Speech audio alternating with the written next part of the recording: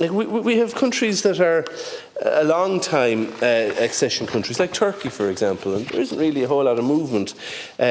Serbia has accession status, Macedonia has accession status, Albania indeed has accession status, but Bosnia a couple of years ago was refused accession status. And I had a very quick look at the reasons why before coming in here today, and one of them was the fight against corruption and organised crime is hampered by a lack of harmonisation of legislation across the country. So that's a key concern for the European Union.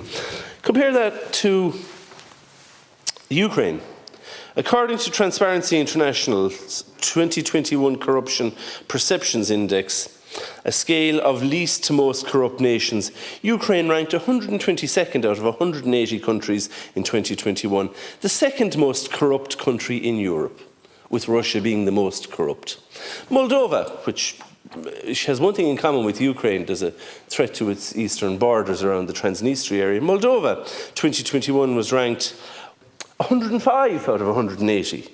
So again, one of the most corrupt countries on the face of the planet, and one of the most corrupt countries in the continent of Europe, and we want them to be made accession countries as fast as possible, as soon as possible, as if we have learned no lessons whatsoever from the difficulties of the accession of Romania, and in particular Bulgaria, and how combating corruption there and combating organised crime there became so much more difficult after their accession.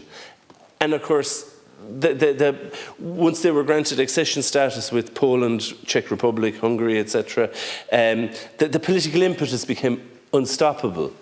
So nothing was ever done to counter the corruption beforehand, and it became impossible and very difficult to counter afterwards. And yet we haven't learned from that, because we want to serve the ambition, the expansionist ambition of a European elite. And our Taoiseach is very much on their coattails. I mean, sometimes I listen to the man and I wonder, has he been promised a job?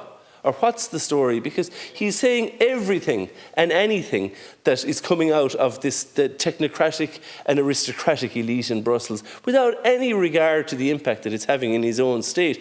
Like Deputy Healy-Rae, I have no problem whatsoever with the fact that Ukrainian children are getting services in Ireland very quickly. I do have a problem with the differentiation between peoples. And I do think that we need to learn. And the last thing I would say is, we have a huge problem with the oligarchs in Russia, rightly so. But what about the oligarchs in Ukraine?